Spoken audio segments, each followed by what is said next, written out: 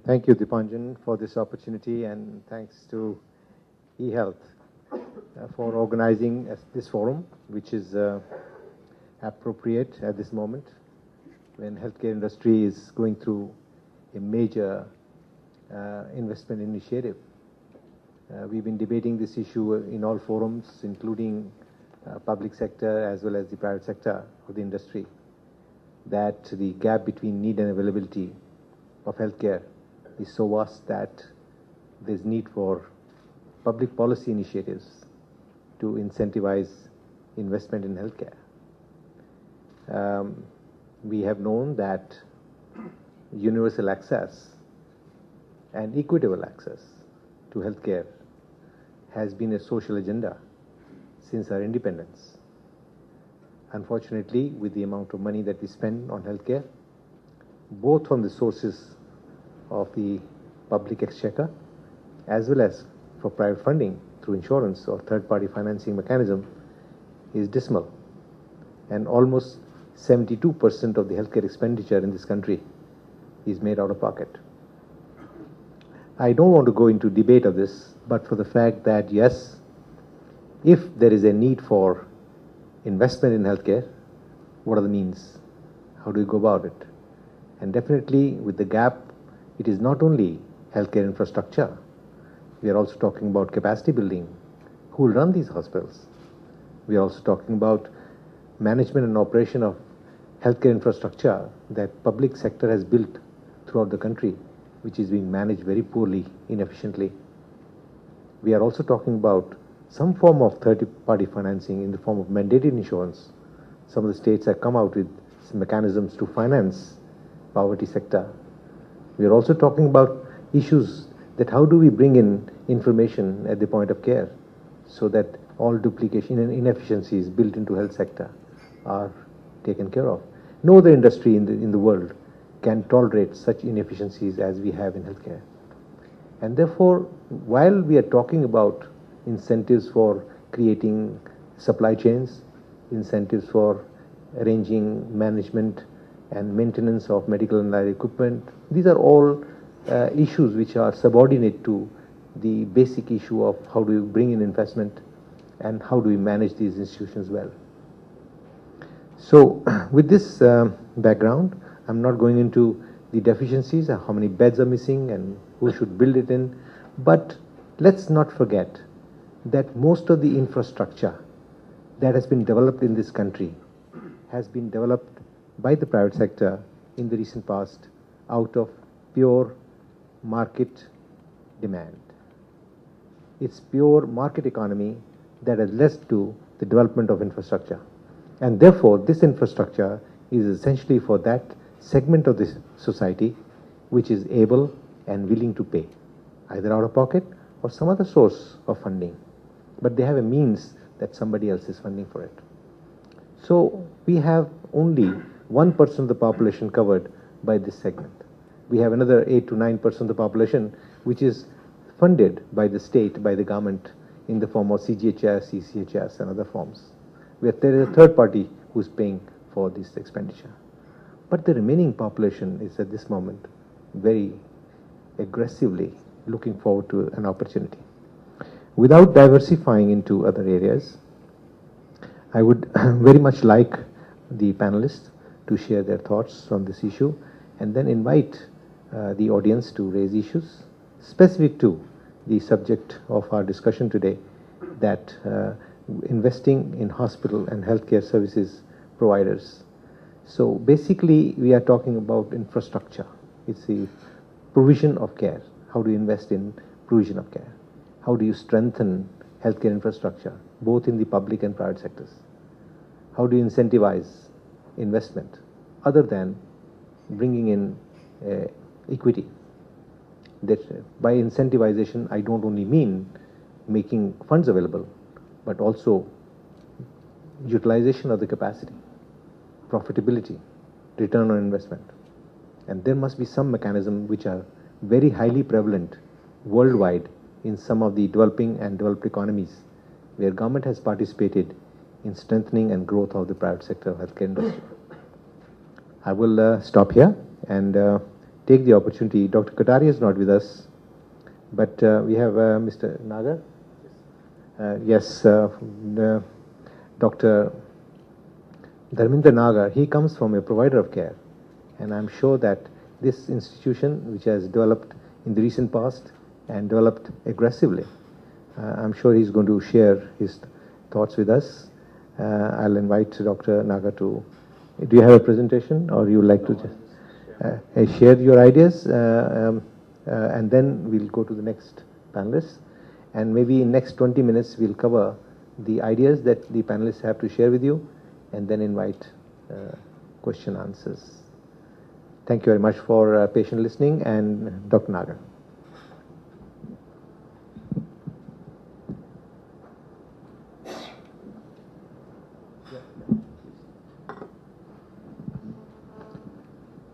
Thank you very much, Dr. Nagpal. I think the point of discussion is from a provider's perspective. Therefore, I'd like to introduce myself first, and I think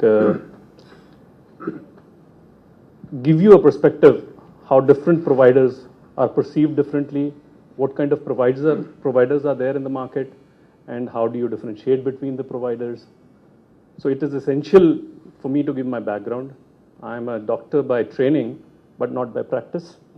So early on, I realized I wasn't going to be a great doctor, so I might as well get into something else. I went to Imperial College in London and did my health administration over there. Also ran a small setup for LASIK eye surgery. Unfortunately, didn't do too well because the expansion wasn't there. The market crashed around the late 2000. And I was always willing to come back to India. I came back to India and enrolled in an MPhil course at BITS Pilani, offering, again, health administration, health management. And that is about my training personally. About my background, Paras is a well-diversified group. Essentially, it's a dairy, one of the largest dairy companies in the country today, which is the core business of the company. We have diversified into construction, Paras Buildtech, a rapidly rising construction company, operating malls, operating residential, commercial space, all across North India. And then the smallest, perhaps the slowest, but in the long term, I believe the largest, Paras Healthcare, which I myself run.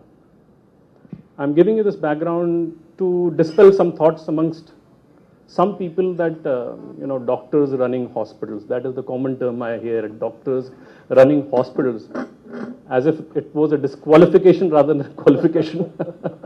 So I think I'll hear a lot of that term, doctors running hospitals. Believe me, doctors running hospital is the biggest qualification there can be. Health industry, healthcare provision is such a complex subject. It's such a, I believe, also a passionate subject that you need to be really involved in it. And if you haven't invested your time preparing yourself for the industry, then I don't think you have. I'm sure there are other people who are not doctors and are great entrepreneurs and who are great healthcare providers. But believe me, being a doctor is no disqualification, as some people perceive it to be.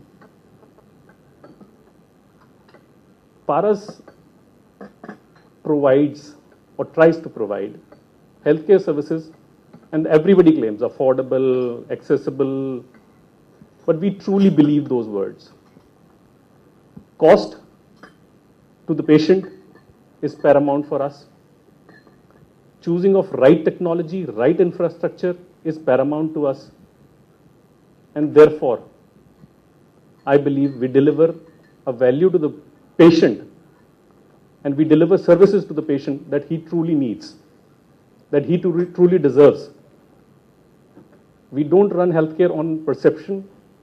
We don't run healthcare as nowadays commonly hospitality industry. I truly dislike the word hospitality and healthcare being clubbed together. Therefore, from a provider's perspective, these are the values we bring to the table. Now, what are the challenges for people like us? The true challenges for people like us are how do you take this model and expand it fast enough without it losing your core values? So how do I invite a private equity player or a venture capitalist on board without losing my purpose? I think that is the biggest challenge I face. A lot of talk about consolidation in healthcare industry. Again, every presentation starts with the number of beds required, and every PE presentation starts with consolidation. So how do you put those things together? We need to create beds rather than amalgamate beds at this moment of time. There might be opportunities in amalgamation also, consolidation also. But first of all, we need to create assets. In the morning session, it was mentioned Agra, Aligarh. Where are the assets in Agra and Aligarh? I think we need to build those assets in Agra and Aligarh. We need partners. I mean, our motto is partners in health. And essentially, we need partners in health from providers, from doctors, from private equity, from banks. Everybody needs to be an equal stakeholder in the growth of the business. And growth doesn't mean financial growth alone. I think it means all levels of growth. Growth of finances, definitely, without it, nothing survives. And we are very, very clear about it. On the level of EBITDA positive, revenue, we are very, very aggressive on those terms. And perhaps we are one of the rare hospitals which turned EBITDA positive after the first year, without losing our core. So I think those values can be put together in an efficient organization and delivering good quality of healthcare. So I think there is no dichotomy in there. But yes, from private equity, from venture capitalists, from banks as well, we need support to create that infrastructure. I want to build 1,000 beds. Good quality infrastructure, not 5-star infrastructure. Believe me, that is not the right way to go. If we need to look at America, and we should at least look at America in one perspective, what not to do, instead of looking at America and what to do. I think I usually travel once or twice a year to America to do just that, what not to do. I visit all the facilities and to figure out what not to do. Obviously, there are great things there as well. The quality of care is amazing. The benchmarking, the SOPs, the evidence-based practice is amazing. I worked in England as a doctor also, actually. And the first thing I realized there was that I was the least important part of the care. Nurse was the most important part of the care. The evidence-based practice was the most important part of the care. That's why I guess I got bored. So those challenges, those points need to be put together, and we need partners. And I think that is the bottom line I need to put across, that we need partners from all spheres. And I'll leave it at that and leave other people to comment on that. Thank you. Points are very well taken. I think we should give them for all these accomplishments. It's not uncommon to see people diversifying from medicine to management, economics, IT, because of the fact that healthcare is a discipline where setting up or conceiving problems and setting priorities is not easy and cannot be accomplished through management training alone. So background of medicine gives physicians an opportunity to address these issues, set the priorities right. But in the absence of management acumen of deciding policies, deciding making management decisions, implementing them, evaluating them, take mid-course corrections, these are management functions. So if we can have people of the background of Dr. Nagar, it's, I think, a bonanza, coming with the background of medicine to understand the problem, or you have somebody coming from the management track and being trained in the understanding of medical science. Well, thank you very much for sharing your thoughts with us. And with these words, I'd like to, before I open the session for discussion, I think the best would be that once we start question answers, then we'll continue with all the panels together. So I'll now invite, we have two members who are missing at this moment, and I'll invite Dr. O.P. Manchanda. I think he's coming from a vertical which is significantly independent from the perspective of delivery of comprehensive and integrated care, but constitutes a very significant part of diagnostics, where the decision-making process by physicians depend largely on the availability of clinical information at the point of care. So there is so much to be accomplished that we have to have a mechanism that how can we get the results of our diagnostic requests, and we can browse these results at the point of care. I'm sure that Dr. Manchanda will have a lot to share with this. May I invite you to share your thoughts? Thank you, Dr. Nagpal. Before coming to this panel discussion, I was thinking what are the areas I need to touch. So I just looked at profile of the audience. I think there are investors sitting here, and there are providers sitting here, and there are probably professionals also sitting here who work in these sort of a setup. A brief background about Dr. Lal Path Labs. It's a company which is 60-year-old in diagnostic services and started from Delhi. Now we are a pan-India setup. We have a chain of about 50 labs and 700 collection centers. In 2005, this company got funding from Sequoia Capital, and my investor is also sitting on the panel. So it's a good combination that you can talk to him about the experience with Lal Path Labs. My entry into this company was a fallout of this funding which took place in Dr. Lal Path Labs in 2005. So I've been here roughly about 5 years. This company was a particular size, looking to scale up, was wanting to have a professional who can help them out. My personal background is very interesting. I'll try and pick it up from Dr. Nagar, what he mentioned about doctor. I'm actually MBA from IIM Ahmedabad. I passed out 20 years back. I had nothing to do with, after that I had nothing to do with the medical profession. I worked for Hindustan Lever Limited, purely into advertising and distribution, which is all about working with ad agencies into consumer products. Then after 10 years of my work there, I probably thought I should do something different than what I'm selling tea, soaps and detergents. And that's where my past caught up.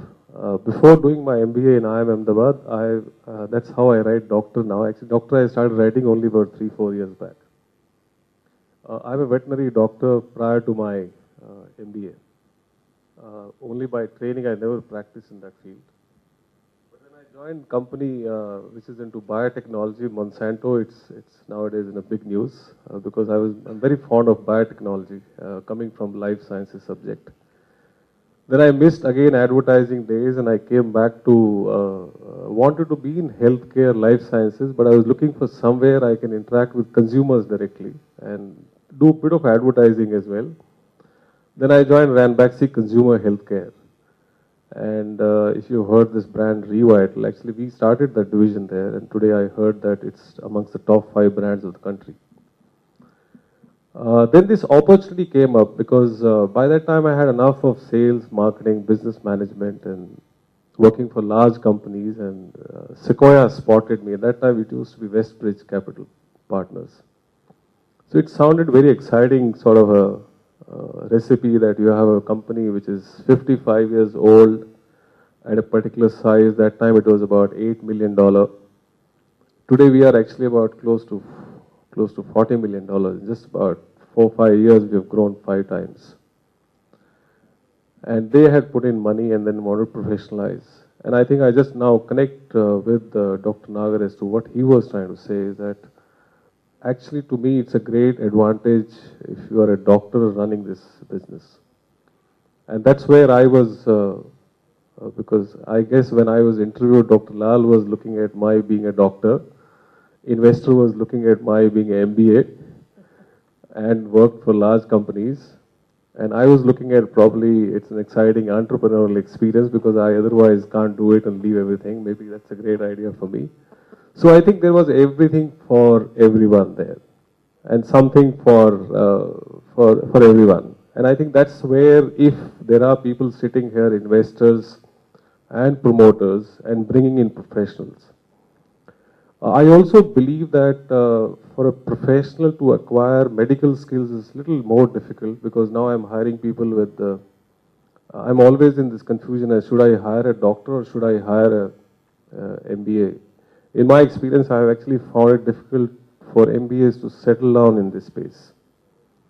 I have a unique advantage because I understand this lingo and I understand the subject, so I can connect with both sides, and my acceptance is much better amongst medical fraternity. So, but management skills can still be acquired by a doctor.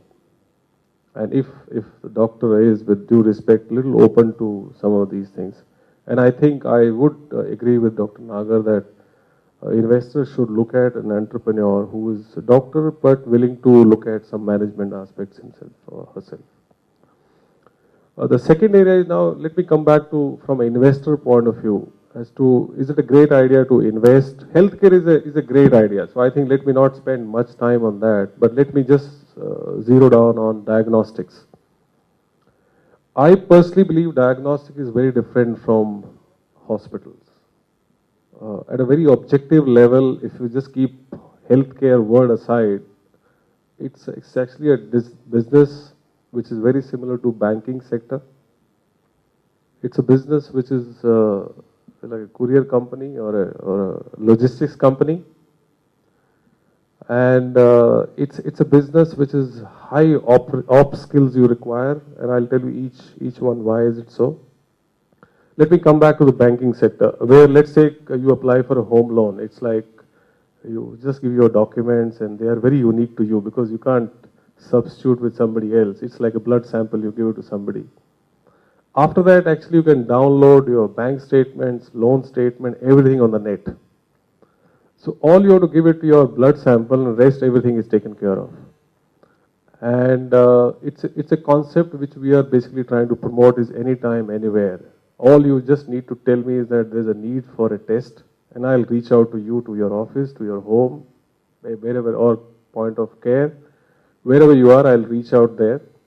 And you don't have to do anything. The report also will be on your screen.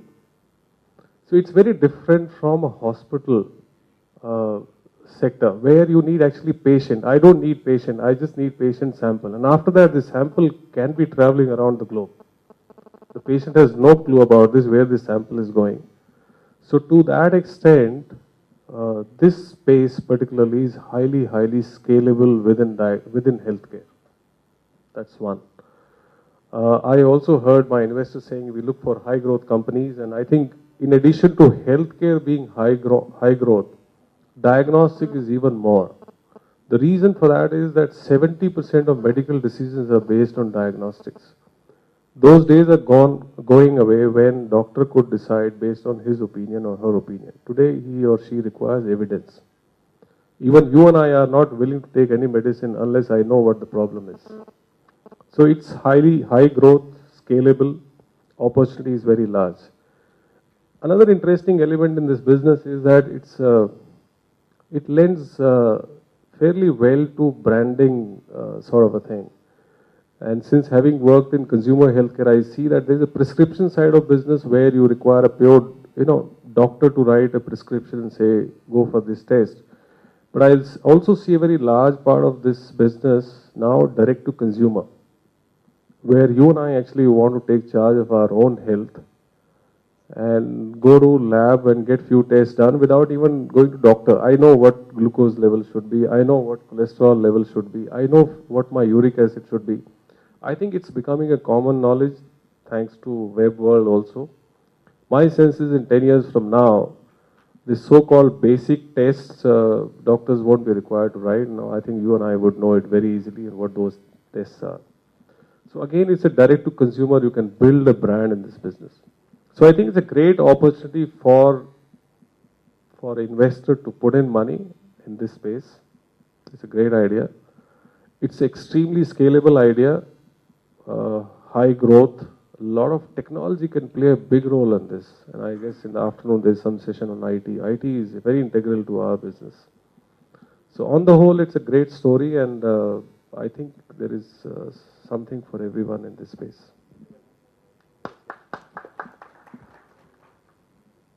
Well, it's very interesting to share a dimension, a new dimension, and which is an integral part of continuum of care, diagnostics and decision-making process in medical practice is very heavily dependent on the diagnostics.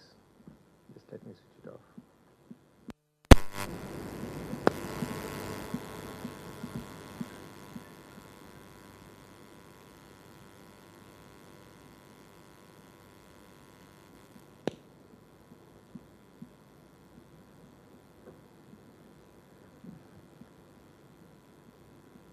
Sorry for this distraction.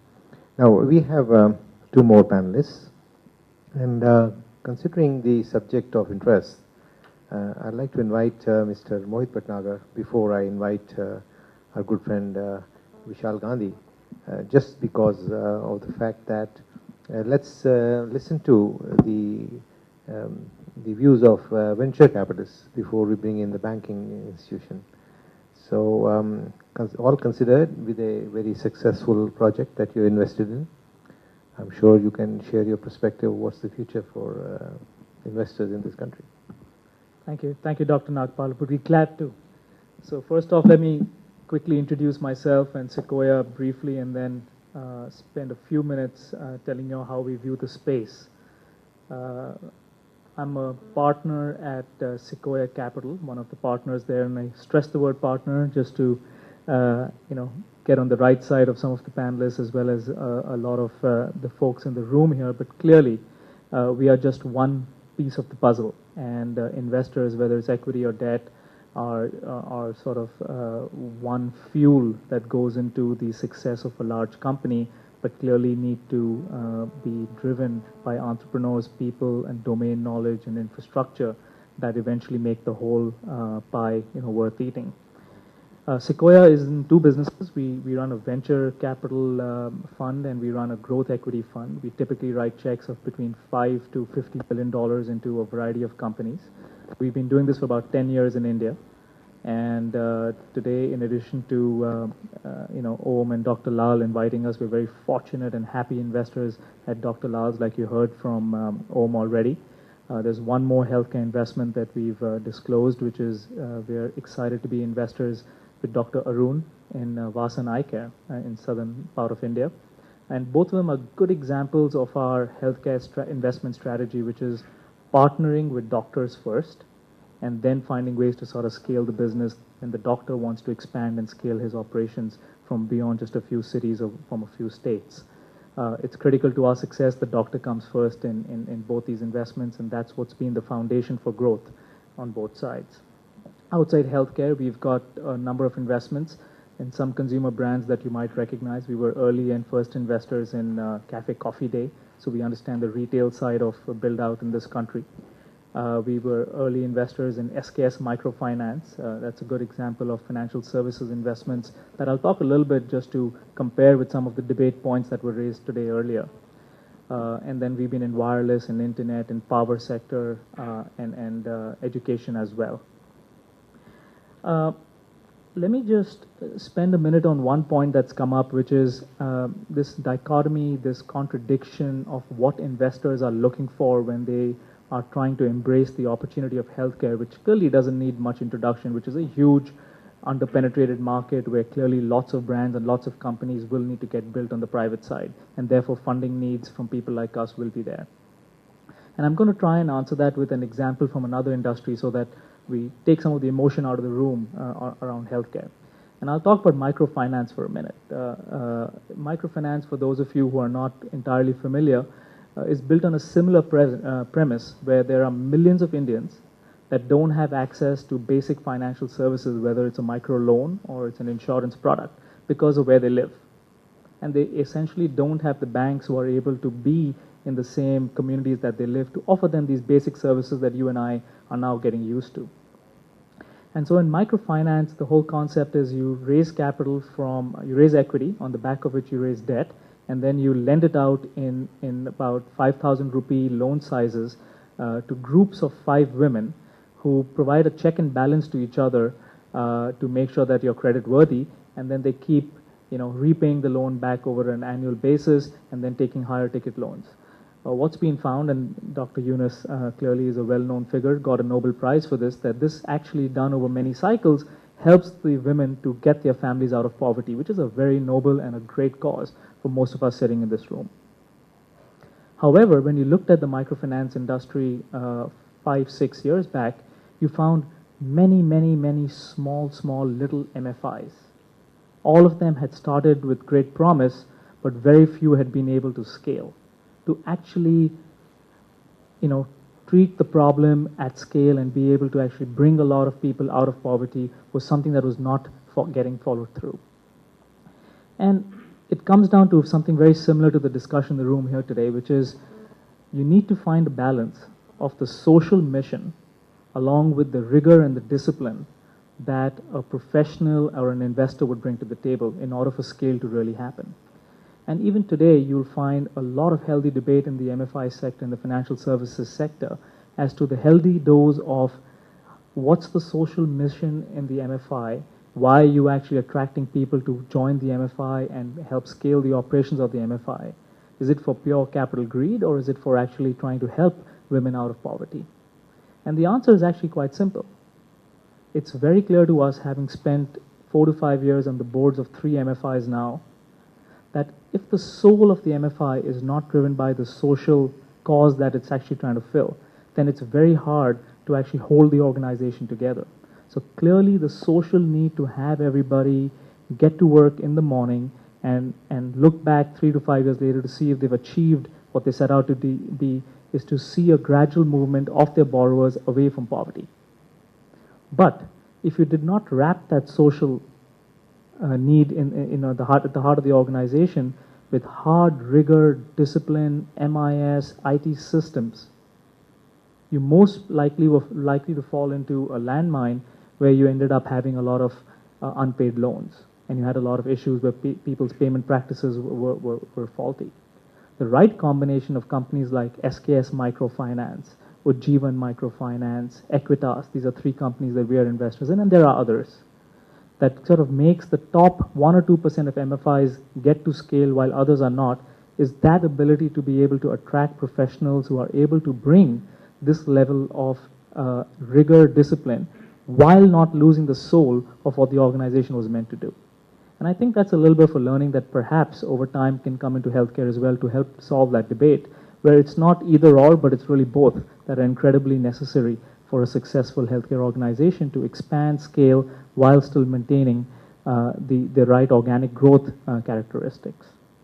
But happy to take any questions on Sequoia or its successes and experiences of working with Om and others at Dr. Lal in the Q&A. Thank you so much, Sarah. It's very eye-opening that what you've accomplished, and you're combining both the social responsibilities and at the same time taking care of the commercial aspects.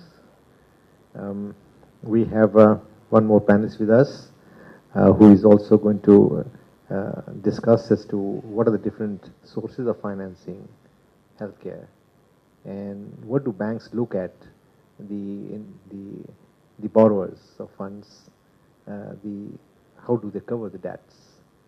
These are some of the issues that we face every day, and we have Vishal Gandhi, the Vice President of Yes Bank, to share his thoughts on this subject. Vishal Gandhi. Thanks, Dr. Akpal. I head the life sciences vertical for Yes Bank, and with the primary focus of investing as a debt. We let me just quote that we do not have a private equity fund. We are a debt capital providers, and we, as a Yes Bank, private bank, we are committed to healthcare and life sciences. We have a very active practice in healthcare, and we have invested in. We were the first one to invest in CRO because we could understand the space. Then we were the first one to invest in the multi-speciality, largest number of bed hospital, which is Medanta. We've just recently closed that deal, and there was an underwritten offer by Yes Bank close to 250 crores, and then we also syndicated 250 crores from other PSU banks. So this is primarily because of our deep understanding of the sector And also, I come from a healthcare background. I've done my master's in biotechnology and then MBA from XLRI and got into financing healthcare project. So primarily the basis of our due diligence and all that is very much in-house. We don't have to depend upon consultants. So that's how our turnaround time is very fast. And we also understand the subsectors, be it diagnostics, be it retail pharmacies. So we have typically financed most of these subsectors, and our experience in this area has been pretty fruitful, And we are committed to provide debt capital to all the genuine project holders and work together with them. I think that's the primary thing that I wanted to share.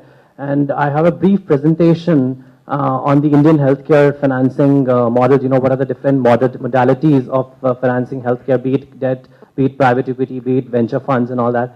I'll probably take another 3 to 4 minutes presenting the brief overview of Indian healthcare financing.